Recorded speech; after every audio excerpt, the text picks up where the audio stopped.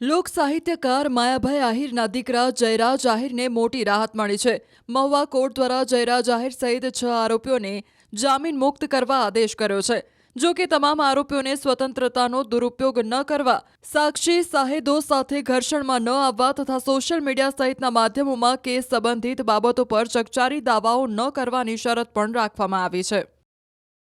ગઈકાલે જે ચકચારી બગદાણા કેસના જેના ઉપર મુખ્ય આરોપ છે એવા જયરાજ આહિર અને અન્ય જે 6 જણા જે છે એમના જામીન અરજી હતી। એમાં મુખ્ય જયરાજ તરફે હું અને મારા કલીગ મિત્ર વિદ્વાન આરજે વ્યાસ, રુચિત વ્યાસ, હાઈકોર્ટ એડવોકેટ અમારી સાથે હતા અને બંને પક્ષને સાંભળીને નામદાર કોર્ટે આજે સવારમાં જ હમણાં જ હુકમ જાહેર કર્યો છે અને તમામ આરોપીઓ જે ગઈકાલના જે 3 જામીન અરજી હતી એમાં 4, 5 અને કુલ મળીને 6 આરોપીઓ જે છે એમની જામીન અરજી નામદાર કોર્ટે યોગ્ય શરતોને આધીન મંજૂર કરી છે। આમ તો અગાઉ તારીખ 2/2/2024ના રોજ અન્ય આરોપીઓ જે છે જે મુખ્ય પ્રથમ જે 7 આરોપીઓની જામીન અરજી મંજૂર કરેલી અને એમના જ પેરિટીના ગ્રાઉન્ડ ઉપર અને થયેલ દલીલોને ધ્યાને લઈ અને નામદાર મહુવાના એડિશનલ ડિસ્ટ્રિક્ટ અને સેશન્સ જજ સાહેબ શ્રી AS પાટીલ સાહેબ દ્વારા આરોપીઓને જામીન મુક્ત કરવાનો હુકમ કરેલ છે।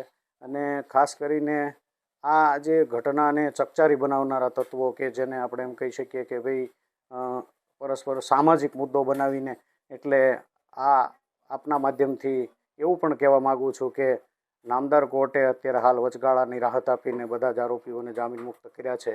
એવા સંજોગોમાં બંને તરફેથી શાંતિ સ્થપાય અને કાયદો અને વ્યવસ્થા જળવાઈ રહે એ દિશામાં તંત્રએ પણ સજાગ રહેવાની જરૂર છે। આ કેસમાં અગાઉ 2 ફેબ્રુઆરીએ કોર્ટ દ્વારા 8 આરોપીઓને જામીન પર મુક્ત કરાયા હતા અને હવે જયરાજ આહિર સહિત 6 આરોપીને જામીન મળ્યા છે। મતલબ કે આ કેસમાં પકડાયેલા તમામ 14 આરોપીઓને હવે જામીન મળી ચૂક્યા છે। ફરિયાદી પક્ષ એટલે કે નવનીત બાલદિયાના પક્ષ દ્વારા કહેવામાં આવ્યું છે કે નામદાર કોર્ટનો આદેશ સર્વમાન્ય છે। અમે ઓર્ડરનો અભ્યાસ કર્યા બાદ કાયદાકીય લડતની આગામી રણનીતિ નક્કી કરીશું। સમગ્ર ઘટનાક્રમ પર નજર કરીએ તો 29 ડિસેમ્બરે રાત્રે નવનીત બાલદિયા પર હુમલો થયો। 31 ડિસેમ્બરે માર મારનાર 8 આરોપીઓ પકડાયા। 1 જાન્યુઆરીએ હીરા સોલંકીની બાલદિયા સાથે મુલાકાત થઈ। એ જ દિવસે પીઆઈ ડીવી ડાંગરની બદલી થઈ। 5 જાન્યુઆરીએ હીરા સોલંકી સહિતના કોળી નેતાઓએ મુખ્યમંત્રીને રજૂઆત કરી। એ જ દિવસે કેસની તપાસ એસઆઈટીને સોંપાઈ। 15 જાન્યુઆરીએ 9મા આરોપી કાનભાઈ કામડિયાની ધરપકડ થઈ। એક દિવસ બાદ 17 જાન્યુઆરીએ 10મો આરોપી સંજય ચાવડા પકડાયો। એ જ દિવસે બંને પીઆઈની પૂછપરછ કરવામાં આવી। 19 જાન્યુઆરીએ ફરિયાદી નવનીત બાલદિયાની પૂછપરછ કરવામાં આવી। બાલદિયાએ 15 જેટલા પુરાવા આપ્યાનો દાવો કર્યો। 20 જાન્યુઆરીએ 11મા આરોપી તરીકે દિનેશ ઉર્ફે દાદુ સોલંકીની ધરપકડ થઈ।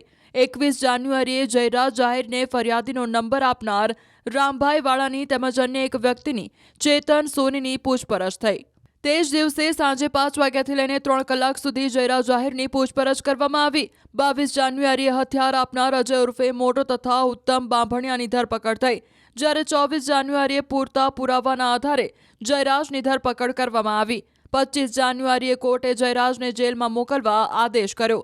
2 ફેબ્રુઆરીએ આ કેસના 8 આરોપીઓને શરતી જામીન મળ્યા, જ્યારે 3 ફેબ્રુઆરીએ જયરાજ સહિત 6 આરોપીઓએ જામીન અરજી કરી। આ જામીન અરજી પર 6 ફેબ્રુઆરીએ મહુવા કોર્ટમાં સુનાવણી હાથ ધરાઈ, જેમાં બંને પક્ષની દલીલો સાંભળ્યા બાદ કોર્ટે નિર્ણય અનામત રાખ્યો। 7મી ફેબ્રુઆરીએ પોતાનો આદેશ સંભળાવતા કોર્ટે જયરાજ સહિત 6 આરોપીઓના જામીન મંજૂર કર્યા।